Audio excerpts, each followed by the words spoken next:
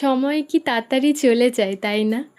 একসময় মা গল্প করতো যে তোকে এভাবে সাজিয়ে দিতাম ছোটবেলায়, এভাবে স্কুল নিয়ে যেতাম, এটা করতাম ওটা করতাম, আজ কত বড় হয়ে গেলি। মাঝে মাঝে এই কথাটা বলে যে কতটা দিন চলে গেল, কত টাইম পেরিয়ে গেল, আজ কত বড় হয়ে গেলি। তো ছোটবেলায় যা হয়, মায়েরা মেয়েদেরকে সাজিয়ে দিত, আর বড় হয়ে গেলে মেয়েদের সেই দায়িত্বটা পড়ে। তো অন্যান্য অকেশনে যাওয়ার সময় মা বলে যে একটু সাজিয়ে দে বা একটু করে দে। তো হয়তো মানে তাড়াহুড়োই থাকে বেশি, তো লাস্টে গিয়ে হয়তো হালকা টাচ আপটা করে দিলাম।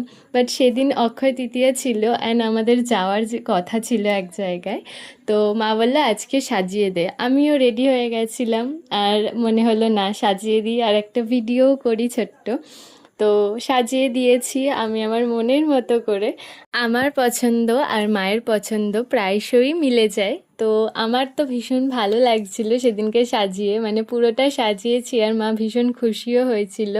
লাস্টে আবার বলছে যে ভীষণ পছন্দ হয়েছে। তো তোমরা বলো তো কেমন লাগছে? ভাল লাগছে, এই মা ভিডিও অন করি না।